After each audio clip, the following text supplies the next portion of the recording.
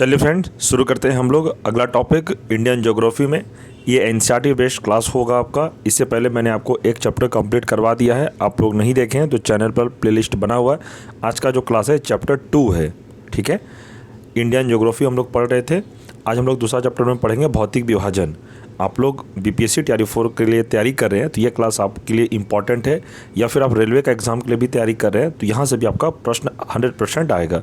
जो टीआरई 4 का तैयारी कर रहे हैं उनके लिए ये क्लास तो सबसे ज़्यादा इंपॉर्टेंट है, क्योंकि इंडियन ज्योग्राफी से सबसे ज़्यादा प्रश्न देखने को मिलता है, ठीक है। आप किसी भी क्लास का तैयारी करें, क्योंकि इस क्लास में सिर्फ एनसीईआरटी के ही प्रश्न को शामिल किया गया है जो आपके एग्ज़ाम के लिए इंपॉर्टेंट होगा। तो अगर चैनल पर कोई नए हैं, चैनल को जरूर सब्सक्राइब कर दें और वीडियो को लाइक अवश्य करें। तो चलिए शुरू करते हैं। प्रश्न है, भारतीय उपमहाद्वीप मूलतः किस भूखंड का भाग था? भारतीय उपमहाद्वीप मूलतः किस भूखंड का भाग था? तो गोंडवाना लैंड का यह भाग था। इंपॉर्टेंट है, याद रखिएगा। आगे है, भारत में उपलब्ध पूरा चुंबकीय परिणामों के संकेत मिलते हैं कि प्राचीन काल में भारतीय भूखंड उत्तर दिशा की ओर विस्थापित हुआ, ठीक है। इंपॉर्टेंट है, ध्यान रखिएगा। नेक्स्ट है, भूगर्भिक संरचना की दृष्टि से भारत को मुख्यतः 3 भागों में विभाजित किया गया है। कौन कौन सा? पहला हिमालय पर्वतीय क्षेत्र, दूसरा उत्तर का मैदानी भाग और तीसरा है दक्षिण का प्रायद्वीपीय पठार। ये तीनों आपको याद रखना है, एग्जाम में प्रश्न पूछा जाता है।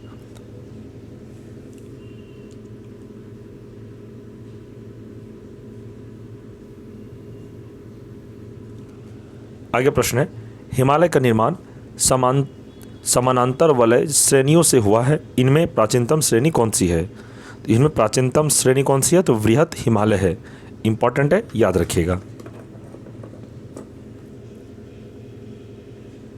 नेक्स्ट है, उत्तर भारत में उप हिमालय क्षेत्र के सहारे विस्तारित समतल मैदान को क्या कहा जाता है? उत्तर भारत में उप महाद्वीप क्षेत्र के सहारे विस्तारित समतल मैदान को क्या कहा जाता है? तो यह भाबर कहा जाता है। इंपॉर्टेंट है, क्योंकि अभी तक टीआरई 2 में ये प्रश्न को पूछा गया था, टीआरई 3 में भी पूछा गया इस प्रश्न को, तो आपके एग्ज़ाम के लिए इंपॉर्टेंट है। तो इसे आप ज़रूर याद रखें, या तो फिर इसे नोट डाउन जरूर कर लें। और टेंशन नहीं लेना है आपको, इसका पीडीएफ आपको टेलीग्राम ग्रुप में मिल जाएगा। और जिस किसी को भी अभी तक जितने भी क्लास हुई पीडीएफ नहीं मिला है, आप हमें टेलीग्राम पर मैसेज करें, मैं आपको पीडीएफ सेंड कर दूँगा, ठीक है। आगे देखते हैं, हिमालय का पदीय प्रदेश कौन सा है? हिमालय का पर्वत पदीय प्रदेश कौन सा है? तो शिवालिक है, ठीक है। आगे है, शिवालिक शैल समूह के दक्षिण में स्थित भाबर क्षेत्र किस संरचना का उदाहरण है? शिवालिक शैल समूह के दक्षिण में स्थित भाबर क्षेत्र किस संरचना का उदाहरण है? तो यह गिरिपद स्थिति का संरचना का उदाहरण है। तो इंपॉर्टेंट है, याद रखिएगा। आगे प्रश्न है, शिवालिक श्रेणी की औसत ऊंचाई 600 से 1200 मीटर है। एग्जाम में आपसे प्रश्न पूछा जाएगा कि शिवालिक श्रेणी की औसत ऊंचाई कितनी है? तो आपको याद रखना है 600 से 1200 मीटर इसकी औसत ऊंचाई है। आगे देखते हैं, लघु हिमालय किन श्रेणियों के मध्य स्थित है? लघु हिमालय किन श्रेणियों के मध्य स्थित है? यह है महान हिमालय और शिवालिक, ठीक है, याद रखिएगा। आगे प्रश्न है, हिमालय की नवीनतम पर्वत श्रेणी कौन सी है? शिवालिक, नर्मदा। एग्जाम में प्रश्न पूछा जाएगा आपसे कि हिमालय की नवीनतम पर्वत श्रेणी कौन सी है? तो हिमालय की नवीनतम पर्वत श्रेणी है शिवालिक, ठीक है। आगे प्रश्न है, नर्मदा एवं ताप्ती नदियों के मध्य कौन सी पर्वत श्रेणी स्थित है? तो यह है सतपुड़ा श्रेणी, ठीक है, याद रखिएगा। नेक्स्ट प्रश्न है, हिमालय की सबसे ऊंची पर्वत श्रेणी कौन सी है? एग्जाम में प्रश्न पूछा जाएगा आपसे कि हिमालय की सबसे ऊंची पर्वत श्रेणी कौन सी है? तो हिमाद्री या वृहत हिमालय है। नेक्स्ट है, वृहत हिमालय की औसत ऊंचाई कितनी है? वृहत हिमालय की औसत ऊंचाई है 6100 मीटर। ये भी वीवीआई प्रश्न आप लोग लिख सकते हैं, एग्जाम में पूछा जाएगा। नेक्स्ट है, पीर पंजाल श्रेणी किस राज्य में अवस्थित है? पीर पंजाल श्रेणी किस राज्य में अवस्थित है? तो जम्मू कश्मीर में यह अवस्थित है, ठीक है। आगे है, पूर्वी हिमालय की तुलना में पश्चिमी हिमालय में ट्री लाइन की ऊंचाई कम है, ठीक है। पूर्वी हिमालय की तुलना में पश्चिमी हिमालय में ट्री लाइन की ऊंचाई कम है, ये पॉइंट आपको याद रखना है। आगे है, उत्तराखंड के पाताल तोड़ कुएं किस भाग में पाए जाते हैं? उत्तराखंड के पाताल तोड़ कुएं किस भाग में पाए जाते हैं? तो तराई भाग में पाए जाते हैं। इंपॉर्टेंट है, ध्यान रखिएगा। आगे है अक्साई चीन किस क्षेत्र का भाग है। अक्साई चीन किस क्षेत्र का भाग है, तो लद्दाख या क्षेत्र का भाग है। ठीक है, आगे है पश्चिमी हिमालय प्रदेश के प्रमुख प्राकृतिक संसाधन क्या है। पश्चिमी हिमालय प्रदेश के प्रमुख प्राकृतिक संसाधन क्या है, तो वन है। ठीक है, याद रखिएगा इसको। नेक्स्ट है भारत की प्राचीनतम पर्वत श्रृंखला कौन सी है। भारत की प्राचीनतम पर्वत श्रृंखला कौन सी है, तो अरावली है। इंपॉर्टेंट है, याद रखिएगा। नेक्स्ट है अरावली श्रेणियों की अनुमानित आयु कितनी है। अरावली श्रेणियों की अनुमानित आयु कितनी है, तो 600 से 570 मिलियन वर्ष है। इंपॉर्टेंट है, ध्यान रखिएगा। आगे इंपॉर्टेंट पॉइंट में है माउंट एवरेस्ट को नेपाल में सागरमाथा के नाम से जाना जाता है। एग्जाम में आपको प्रश्न ऐसे पूछा जाएगा कि माउंट एवरेस्ट को नेपाल में किस नाम से जाना जाता है, तो आपको याद रखना है सागरमाथा के नाम से जाना जाता है। किसको, तो माउंट एवरेस्ट को। कहाँ पर, तो नेपाल में। ठीक है, आगे देखते हैं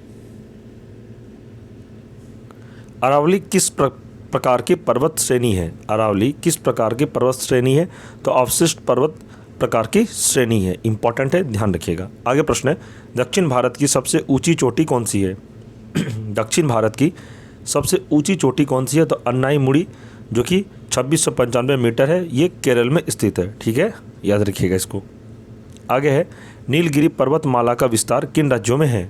नीलगिरी पर्वतमाला का विस्तार किन राज्यों में है, तो तमिलनाडु एवं केरल में स्थित है। आगे है महाराष्ट्र एवं कर्नाटक के मध्य स्थित पश्चिमी घाट को किस नाम से जाना जाता है। महाराष्ट्र एवं कर्नाटक के मध्य स्थित पश्चिमी घाट को किस नाम से जाना जाता है, तो कोंकण तट के नाम से जाना जाता है। आगे है इलायची की पहाड़ियाँ किन राज्यों के मध्य सीमा बनाती है।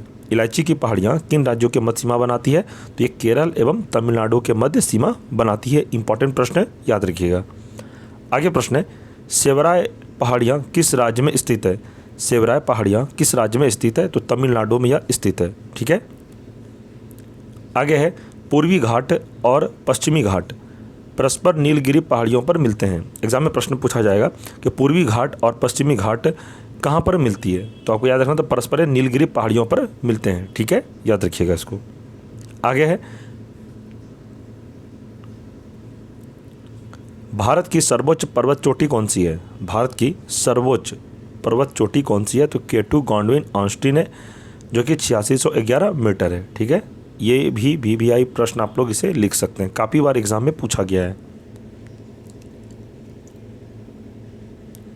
आगे प्रश्न है माना दर्रा उत्तराखंड को किससे जोड़ता है। माना दर्रा उत्तराखंड किससे जोड़ता है, तो तिब्बत से यह जोड़ता है। ठीक है, आगे है नंदा देवी शिखर किस राज्य में अवस्थित है। नंदा देवी शिखर किस राज्य में अवस्थित है, तो यह उत्तराखंड में अवस्थित है। आगे प्रश्न है अरावली श्रेणी का उच्चतम पर्वत शिखर कौन सा है। अरावली श्रेणी का उच्चतम पर्वत शिखर कौन सा है, तो गुरु शिखर है 1722 मीटर जो कि राजस्थान में स्थित है। नेक्स्ट है हिमालय पर्वत की एक श्रेणी अराकानियोमा किस देश में स्थित है, तो यह म्यांमार में स्थित है। इसे आप याद रखिएगा।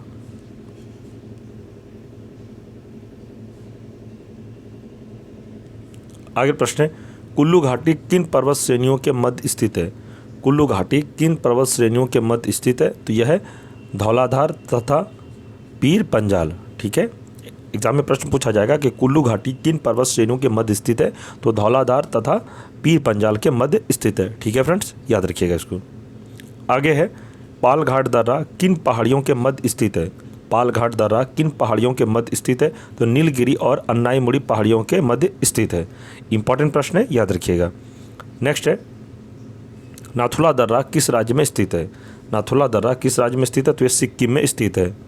सिक्किम में स्थित है, आप लोग इसे याद रखिएगा ना। दर्रा से संबंधित एक प्रश्न आपको एग्जाम में जरूर देखने को मिलेगा। टीआरई 4 आप लोग जो तैयारी कर रहे हैं, पीआरटी में सबसे ज़्यादा प्रश्न आपको इंडियन ज्योग्राफी से देखने को मिलेगा। सबसे ज़्यादा वेटेज इंडियन ज्योग्राफी का ही रहता है। और आप लोग 6 to 8 9 10 11 12 का तैयारी करें, उसमें भी आपको जनरल पेपर में इंडियन ज्योग्राफी से प्रश्न देखने को मिलेगा। इसलिए ये सभी क्लास के लिए इंपॉर्टेंट क्लास है जो मैं अभी आपको करवा रहा हूँ।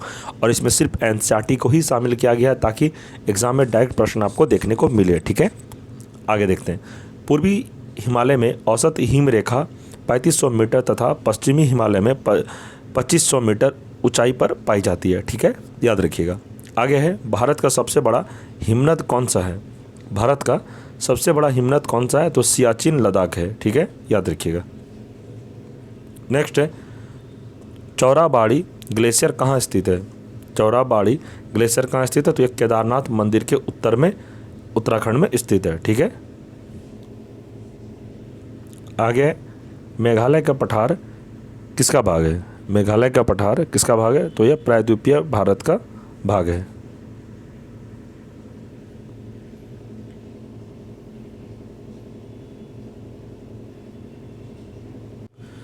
चलिए देखते हैं प्रश्न को एक बार फिर से। इसमें मेघालय का पठार किसका भाग है? मेघालय का पठार किसका भाग है? तो प्रायद्वीपीय भारत का पठार है। यहाँ तक जितने भी प्रश्न आपको अभी मैं करवाया, ये सभी एनसीईआरटी के हूबहू प्रश्न शामिल हैं इसमें, जो आपके एग्ज़ाम के लिए इम्पॉर्टेंट होगा, ठीक है। आपको ये नहीं सोचना है कि ये हमारे लिए है या नहीं, ये सभी स्टूडेंट के लिए, खासकर जो बीपीएससी टीआरई 4 का तैयारी कर रहे हैं।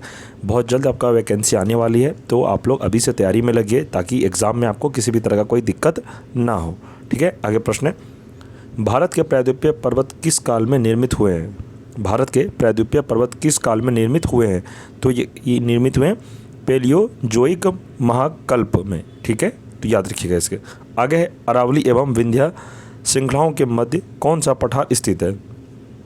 अरावली एवं विंध्य श्रृंखलाओं के मध्य कौन सा पठार स्थित है? तो यह हो जाएगा मालवा का पठार स्थित है, ठीक है, याद रखिएगा। नेक्स्ट है दंडकारण्य क्षेत्र कहाँ अवस्थित है? तो दंडकारण्य क्षेत्र कहाँ अवस्थित है? यह छत्तीसगढ़ एवं उड़ीसा के मध्यवर्ती भाग में स्थित है, ठीक है।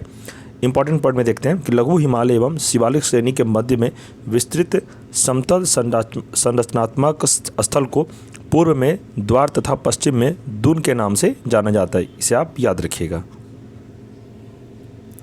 आगे प्रश्न है, भारत का औसत समुद्र तल किस तट से मापा जाता है? भारत का औसत समुद्र तल किस तट से नापा जाता है? तो यह मुंबई से नापा जाता है, ठीक है।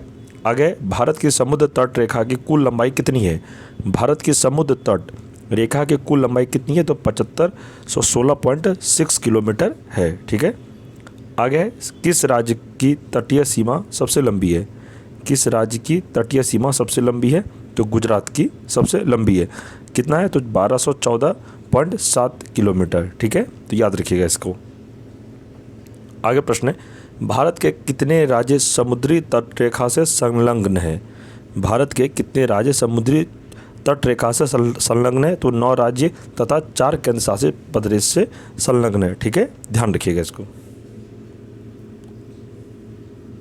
अब हम लोग पढ़ेंगे भारत के तटीय राज्य व केंद्र शासित प्रदेश कौन कौन सा है। इसमें से आपको एक प्रश्न देखने को मिलेगा। पहला है गुजरात, महाराष्ट्र, कर्नाटक, केरल, तमिलनाडु, पश्चिम बंगाल, आंध्र प्रदेश, उड़ीसा, गोवा, पुडुचेरी, अंडमान निकोबार, लक्षद्वीप, दादरा व नगर हवेली, दमन और द्वीप, ठीक है। आगे देखते हैं इसमें प्राचीन भारतीय ऐतिहासिक भूगोल के रत्नाकर नाम किसका सूचक था? तो यह है हिंद महासागर का सूचक था, ठीक है। आगे है तमिलनाडु व आंध्र प्रदेश के समुद्री तट का क्या नाम है? तमिलनाडु व आंध्र प्रदेश के समुद्री तट का क्या नाम है? तो कोरोमंडल तट इसका नाम है। इंपॉर्टेंट है, याद रखिएगा। आगे है कन्याकुमारी को किस अन्य नाम से जाना जाता है? कन्याकुमारी को किस अन्य नाम से जाना जाता है? तो कैप कॉमोरिन के नाम से जाना जाता है। इंपॉर्टेंट है, याद रखिएगा। नेक्स्ट है अंडमान और निकोबार द्वीप समूह में सबसे अधिक ऊंचाई वाली चोटी कौन सी है? अंडमान और निकोबार द्वीप समूह में सबसे अधिक ऊंचाई वाली चोटी कौन सी है? तो सैंडल पीक है, ठीक है, याद रखिएगा। आगे है अंडमान व निकोबार द्वीप समूह स्थित है। अंडमान व निकोबार द्वीप समूह स्थित है कहाँ पर? तो बंगाल की खाड़ी में स्थित है, आप इसे याद रखिएगा।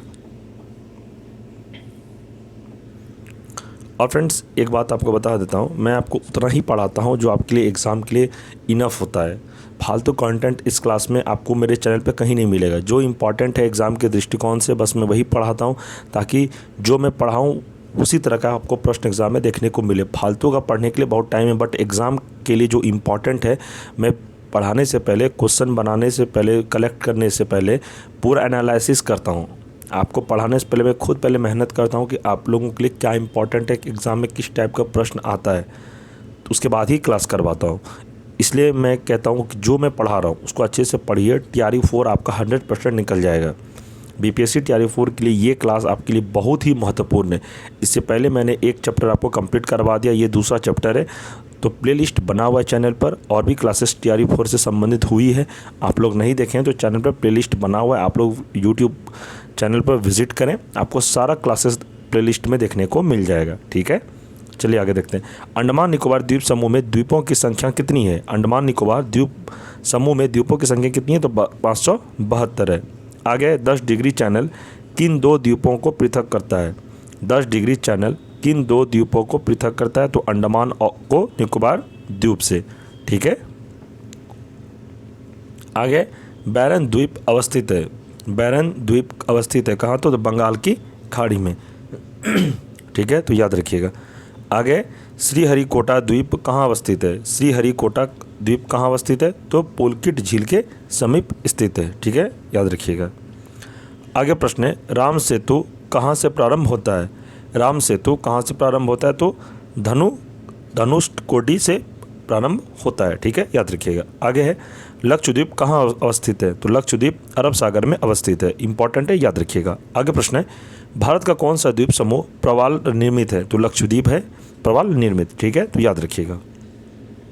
आगे प्रश्न है, मिनिकॉय द्वीप भारतीय तट रेखा के सुदूरवर्ती द्वीप की श्रेणी में आता है। ठीक है, तो आप ये पॉइंट को याद रखिएगा। आगे है, भारत एवं श्रीलंका के मध्य कौन सा द्वीप स्थित है? भारत एवं श्रीलंका के मध्य कौन सा द्वीप स्थित है?